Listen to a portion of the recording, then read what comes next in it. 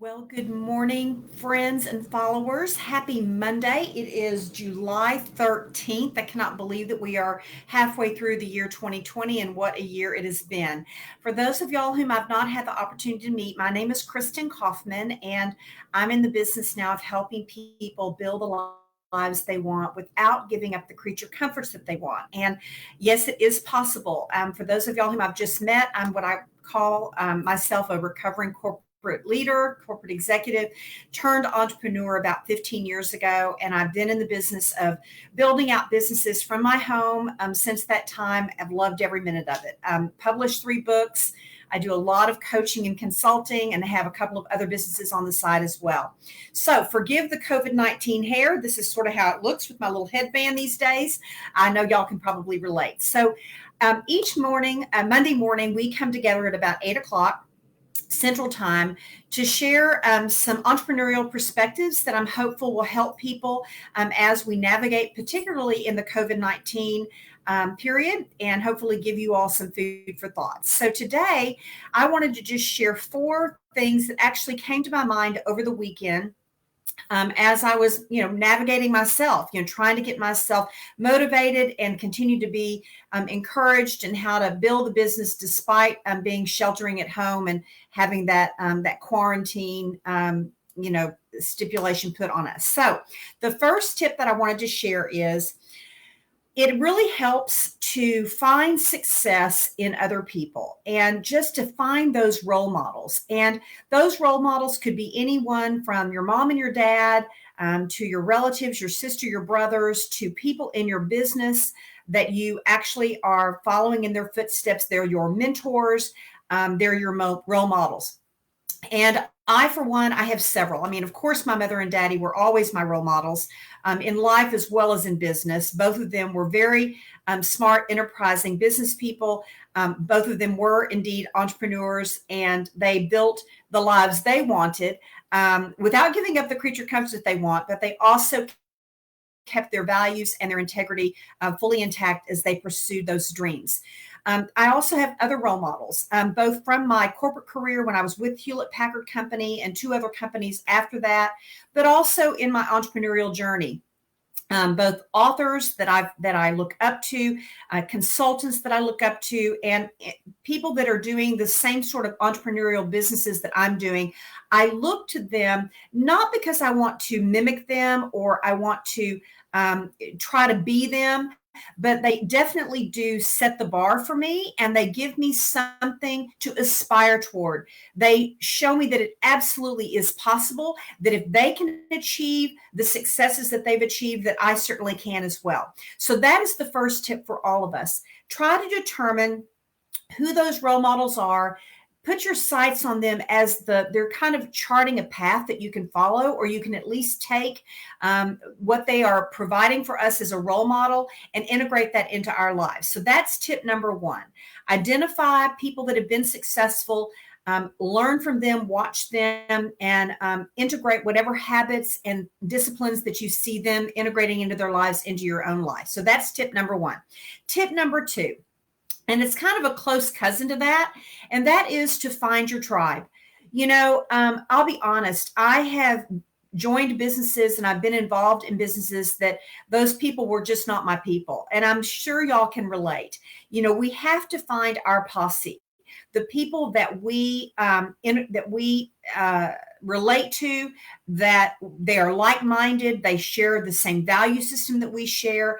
And that tribe, those people need to hold us accountable. They want to encourage us. They want to support us. Our success is their success. They're not competing with us. They're not comparing themselves to us. I mean, I don't know about you, but I certainly have had that experience in both my corporate career, but also even more so in my entrepreneurial career, where people do in fact compete, and they compare, and they want to pull you down because they are insecure, or they perhaps are competing with you. And that's just not a healthy way to be.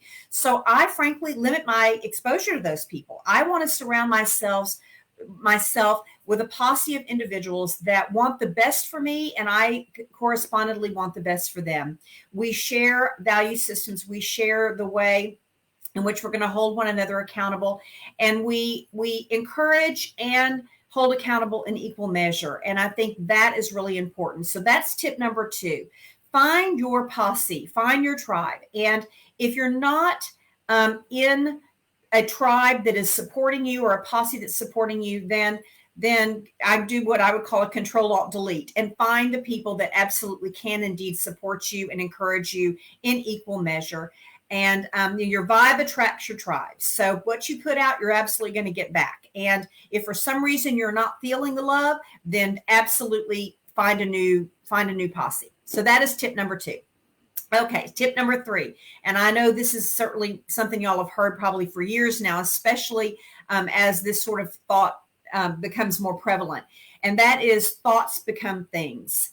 So I'm a huge believer in visioning where we want to go. I had a wonderful leadership coach when I first went out into my entrepreneurial journey. Her name was Ann Deaton, and she has been instrumental in my life since that time. And certainly as I was crossing the chasm, so to speak, from corporate America into entrepreneurship. And she encouraged me to cast a vision as to where and how I wanted to contribute in this world and what kind of life I wanted to create for myself. And in fact, one of the exercises that she had me do, and I have a lot of my clients do this as well, is to write a letter to someone that is really important to you as if you were already there 1 year into the future. So back in the early 2000s, when I went out on my own, I actually wrote a letter to my mom and dad. I still have this letter, by the way, where I wrote it 1 year in advance as if I was already there. So it went something like, Dear Mom and Dad, I can't believe a year ago I was X, Y, and Z, and here I am today, X, Y, and Z. Ironically, every single thing that I wrote in that letter, except for one, the one that didn't happen was me being on Oprah Winfrey, but everything else that I wrote in that letter absolutely manifested in my life. So I am a big convert and a believer that thoughts become things. So whatever it is that we vision for our lives, if we assume that position as if we were already there, we will absolutely manifest it in our lives. And it may take on a different shape or form than perhaps what you thought, but it absolutely will manifest in our lives. And I've seen it. I'm living my life as if I were already there, and it absolutely is happening. So if you're in a little bit of a stuck position, maybe you're not happy in your role, maybe you're struggling in your entrepreneurial journey, maybe you are wanting to jump off the high board and leave corporate America for reasons that are probably obvious to many of us with COVID-19. You're already working at home and you're working really hard for someone else, and maybe you want to take the reins back and do it for yourself. My encouragement to you is vision where you want to go. Whatever it is that you put out there, you absolutely can and will manifest in your life. It may not happen overnight, but it will happen. And there is a lot of power in, assuming that position and putting those thoughts into your mind and manifesting them into your life, because I do believe thoughts become things, both pro and con. All right, that's tip number 3. And the last tip that I would say, and this is something that y'all have heard me talk about before, and that is this: gratitude, without any question, is the single most powerful vibration on this planet.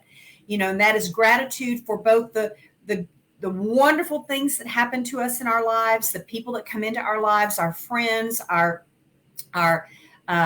whatever it is that we've been able to accomplish, all of that, and gratitude for those lessons. And I actually read a wonderful quote over the weekend about, looking back at things that we've done in our lives that make us flinch, that maybe we have an icky feeling about, oh gosh, I shouldn't have done that, or wow, I can't believe I behaved that way, or the mistakes that we've made.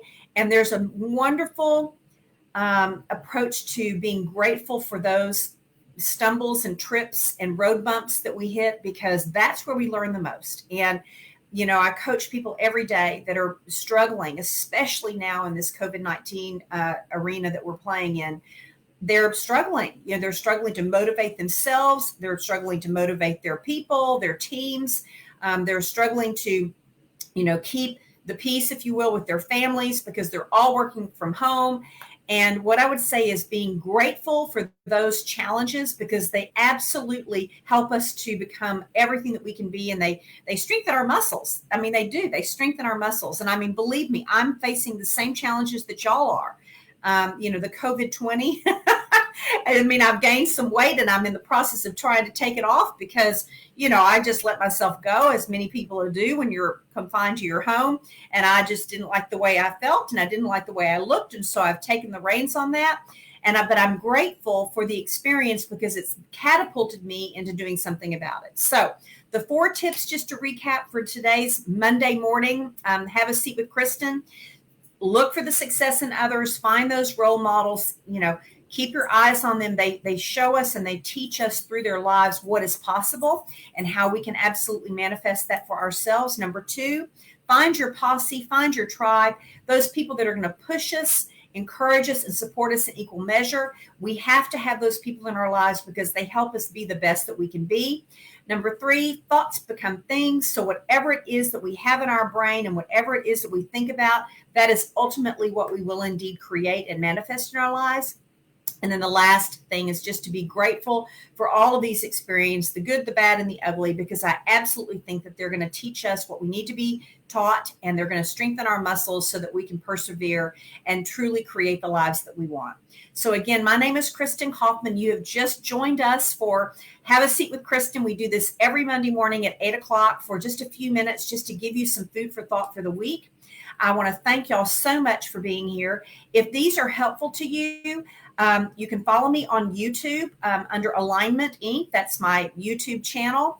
And if you want to just comment below, I can either add you to that YouTube channel, and I can also add you to my blogs, which I send out every month that give you other things to think about. So with that, make it a fabulous Monday and a wonderful week. And thank you so much again for joining. Make it a great day.